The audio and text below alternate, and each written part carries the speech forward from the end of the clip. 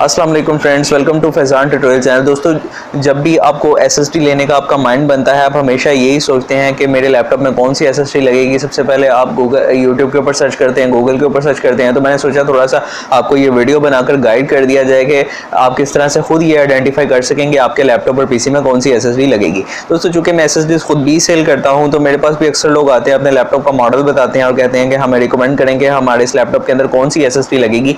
तो मुझे इस बारे में काफ़ी नॉलेज था, तो मैंने सोचा कि ये नॉलेज आपके साथ क्यों ना शेयर कर दिया जाए। तो दोस्तों, टाइम को ज़ाया किए बगैर इस वीडियो को स्टार्ट करते हैं। सबसे पहले नंबर पर जो एसएसडी मेरे पास मौजूद है, इसको हम बोलते हैं 2.5 इंच एसएसडी, 2.5 इंच वाली एसएसडी होती है। ये वाली जो एसएसडी है, ये सबसे यानी कि फेमस इसलिए है और इसकी प्राइस भी सबसे कम इसलिए होती है बाकी एसएसडीज़ की निस्बत, क्योंकि इसका एक तो साइज़ बड़ा है और दूसरा ये कि ये जो एसएसडी है ये कंप्यूटर के अंदर जो आपका पीसी होता है उसके अंदर हमेशा लग सकती है।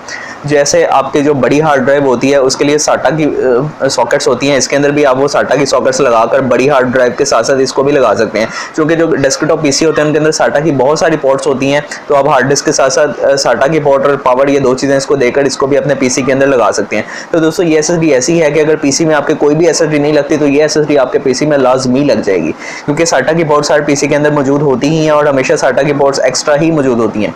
उसके बाद दोस्तों बात कर लेते हैं लैपटॉप के हवाले से। लैपटॉप के वाले से एसएसडी की, इस वाली एसएसडी की क्या इंपॉर्टेंस है।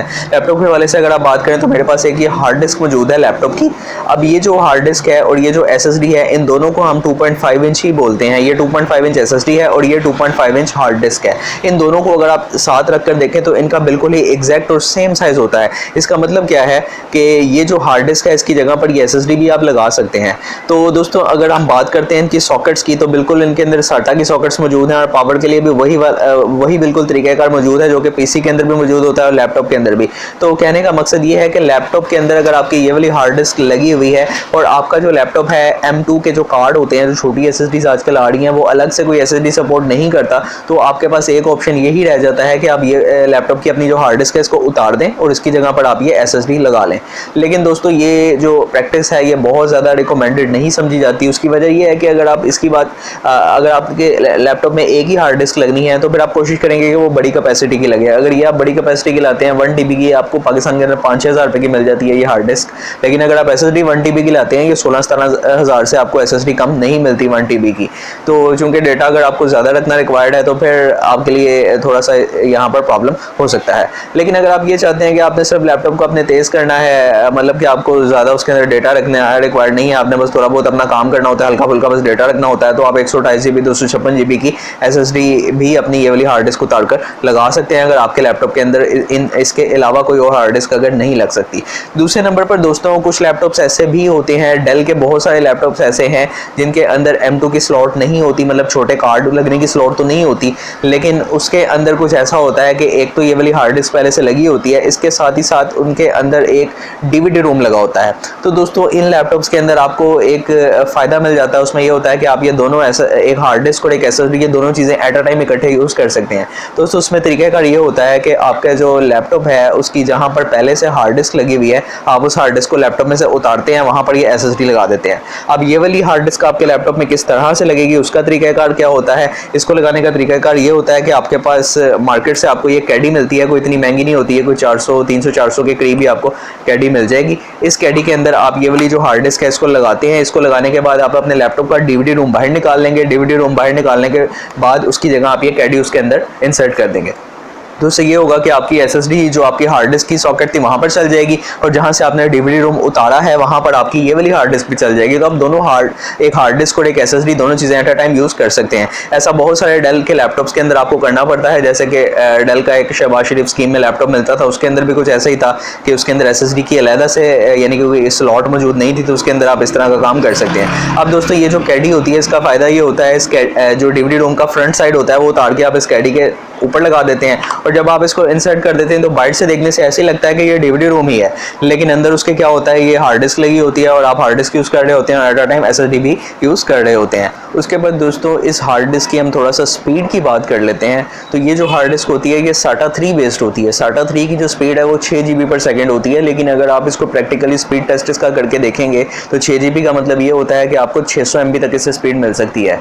तो जब आप इसका स्पीड टेस्ट करते हैं, नॉर्मली ये मेरे पास जो किंग स्पेक में मौजूद है, ज़्यादातर ये स्पीड इस तरह से देती है कि जो इसकी रीड स्पीड होती है, जो क्रिस्टल डिस्क मार्कर सॉफ्टवेयर से आप स्पीड टेस्ट कर सकते हैं, तो इसकी जो रीड स्पीड है ऑलमोस्ट 550 MB के करीब मिल जाती है। इसी तरह से जो राइट स्पीड होती है वो 450 MB के करीब मिल जाती है। साथ ही साथ चलें दोस्तों मैं आपको एक और बात बताता चलो। मैंने आपको ये दोनों एक्सप्लेन करते हुए एक ये चीज़ बताई थी कि आप जो लैपटॉप की ओरिजिनल हार्ड होगी उसकी जगह पर ये लगाएंगे और इसको आप कैडी के अंदर लगाएंगे।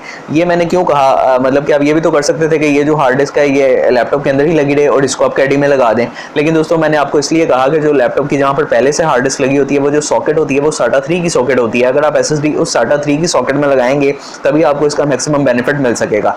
और ये जो हार्ड डिस्क होती है इसकी स्पीड चूँकि पहले ही कम होती है, तो ये वाली हार्ड डिस्क आप सिंपली कुछ ऐसे भी कर सकते हैं। इस वाली हार्ड डिस्क को आप सिंपली कैडी के अंदर अगर लगा दें तो कैडी की जो सॉकेट होती है वो SATA 2 की होती है नॉर्मली, तो SATA 2 के ऊपर भी आपको जो परफॉर्मेंस देगी इसकी परफॉर्मेंस में आपको कोई फ़र्क देखने को नहीं मिलेगा, लेकिन अगर इसको आप कैडी के अंदर लगाते हैं तो इसकी परफॉर्मेंस आपको जो एक्चुअल है उससे कम देखने को मिलेगी।